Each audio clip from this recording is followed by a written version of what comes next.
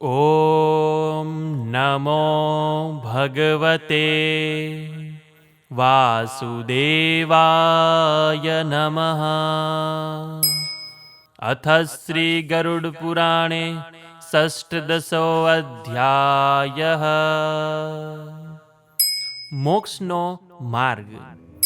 ગરુડજીએ પૂછ્યું કે હે ભગવાન, હવે હું સનાતન મોક્ષનો ઉપાય જાણવા માંગુ છું. આ સંસારમાં અનેક પ્રકારના શરીરોમાં અગણિત જીવો ઉત્પન્ન થાય છે અને મૃત્યુ પામે છે. તે બધા દુઃખથી વ્યાકુળ છે અને કોઈ સુખી દેખાતો નથી. આ જીવો સંસારના બંધનોમાંથી કેવી રીતે છુટકારો મેળવી શકે? શ્રી ભગવાન ઉવાચ. હે ગરુડ, જેને સાંભળવાથી મનુષ્ય સંસારના બંધનમાંથી મુક્તિ મેળવે છે તે વિષય હું તને કહું છું. પરબ્રહ્મ, સર્વજ્ઞ અને અવિનાશી એવા શિવ જ સત, ચિત, આનંદ સ્વરૂપ પરમેશ્વર છે અને જીવ તેમનો જ એક અંશ છે. જીવ તે પરમાત્માથી ઉત્પન્ન થાય છે અને દરેક જન્મમાં સૂક્ષ્મ લિંગ શરીર ધારણ કરે છે. જીવનનું ચક્ર અને મનુષ્ય દેહનું મહત્વ. પ્રથમ જન્મ સ્થાવર તરીકે થાય છે, એટલે કે છોડ અને પથ્થર. એ પછી કીડાનું રૂપ મળે છે. ત્યારબાદ પશુ પક્ષીની યોનિમાં જન્મ મળે છે. એ પછી મનુષ્ય યોનિમાં આવે છે અને મનુષ્યમાં પણ ધર્મનું આચરણ કરનાર બને છે અને છેવટે દેવ બને છે. અને દેવતા બન્યા પછી જ જીવ મોક્ષ માટે યોગ્ય બને છે. જીવ હજારો વખત પ્રાણીઓ, પક્ષીઓ, પરસેવામાંથી ઉત્પન્ન થતા જીવો વનસ્પતિ જેવા શરીર ધારણ કરે છે અને છોડે છે, અને અંતે સારા કર્મોના સંચયથી મનુષ્ય શરીર મળે છે. 84 લાખ યોનિઓમાં ભટક્યા પછી પુણ્યના પ્રતાપે મનુષ્ય શરીર મળે છે. મનુષ્ય શરીર વિના તત્વજ્ઞાન પ્રાપ્ત થઈ શકતું નથી. જો આ મનુષ્ય જન્મ મળ્યા પછી પણ કોઈ પોતાનું કલ્યાણ કરી શકતો નથી તો તે સૌથી મોટો પાપી ગણાય છે. આ સંસારમાં બધી વસ્તુઓ ક્ષણભંગુર છે. સંપત્તિ સ્વપ્ન જેવી છે, યુવાની ફૂલ જેવી કોમળ છે, આયુષ્ય વીજળી જેવું ચંચળ છે. આપણું અડધું જીવન ઊંઘ અને આળસમાં જાય છે. બાકીનું જીવન બાળપણ અને રોગોમાં વ્યર્થ થાય છે અને બાકીનો સમય નકામા વ્યવહારમાં વેડફાય છે. આથી મનુષ્ય ધર્મરૂપી સંપત્તિ મેળવવામાં એક પણ ક્ષણ ગુમાવી ન જોઈએ. આ મારી પત્ની છે, આ મારું સંતાન છે, આ મારું ધન છે, આવી મોહ માયામાં ફસાઈને સાચા મોક્ષનો માર્ગ ભૂલવો નહીં. હે જીવ, વૃદ્ધાવસ્થા અને મૃત્યુરૂપી શત્રુઓ તને ઘેરી લેશે, છતાં તું પરમાત્માને જોઈ શકતો નથી.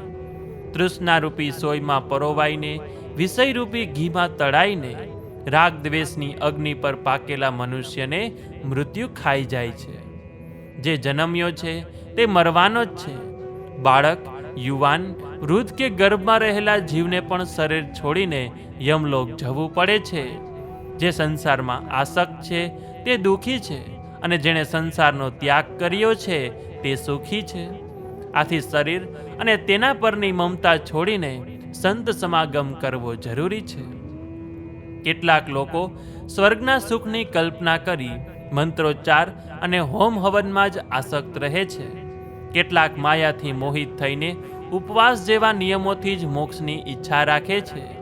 જટા વધારવી કે મૃગચર્મ પહેરવા જેવા બાહ્ય વેશ ધારણ કરીને બીજાને મોહિત કરનારા લોકો માત્ર મિથ્યાભિમાની છે. મોક્ષનું સાધન માત્ર તત્વજ્ઞાન છે.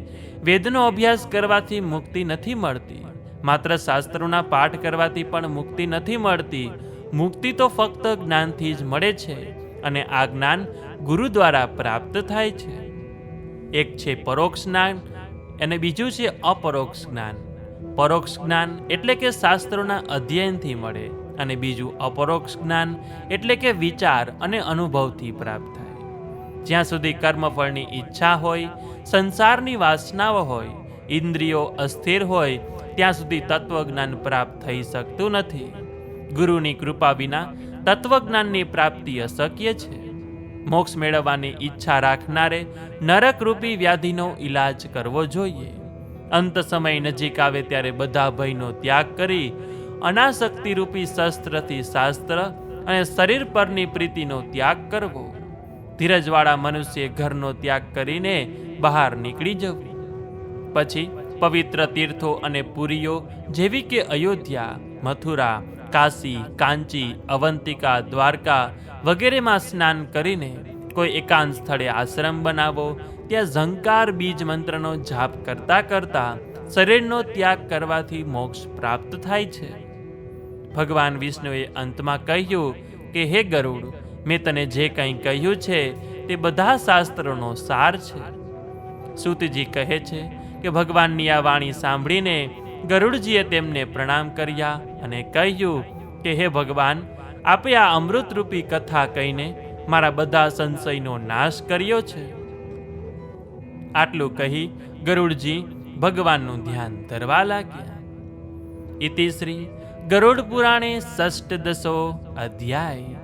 તો બોલ્ય શ્રી વિષ્ણુ ભગવાન કી જય, પિતૃદેવ કી જય, શંકર ભગવાન કી જય. તો મિત્રો, આજના આ વિડીયોમાં આપણે ગરુડ પુરાણમાંનો 16મો અધ્યાય સાંભળ્યો. આશા રાખીએ છીએ કે આપ સૌ લોકોએ પણ અમારી સાથે આ અધ્યાય સાંભળ્યો હશે. તો હવે પછીના નેક્સ્ટ વિડીયોમાં આપણે ગરુડ પુરાણનો અંતિમ અને 17મો અધ્યાય સાંભળીશું, કે જેમાં આપણે ગરુડ પુરાણ જો સાંભળીએ છીએ તો તેનું આપણને શું ફળની પ્રાપ્તિ થાય તેના વિશે વર્ણન કરેલું છે. તો આશા રાખીએ છીએ કે આપ ગરુડ પુરાણમાંનો 17મો અધ્યાય અમારી સાથે સાંભળશો. તો આ વિડીયો પસંદ આવ્યો હોય તો લાઈક કરજો, આપના મિત્રોને મોકલી અમારી ચેનલમાં નવા હોય તો સબસ્ક્રાઇબ કરવાનું ભૂલતા નહીં, કે જેથી કરીને આવા જ અવનવા વિડીયો આપ સૌને મળતા રહે. તો આ સાથે હવે મને રજા આપો, મળીશું ફરીથી એક નવા વિડીયોમાં. ત્યાં સુધી આપ સૌ લોકોને અમારી ચેનલના જય શ્રી કૃષ્ણ. ધન્યવાદ. મારી સાથે ગરુડ પુરાણ સાંભળવા બદલ આપ સૌ લોકોનો ખૂબ ખૂબ આભાર.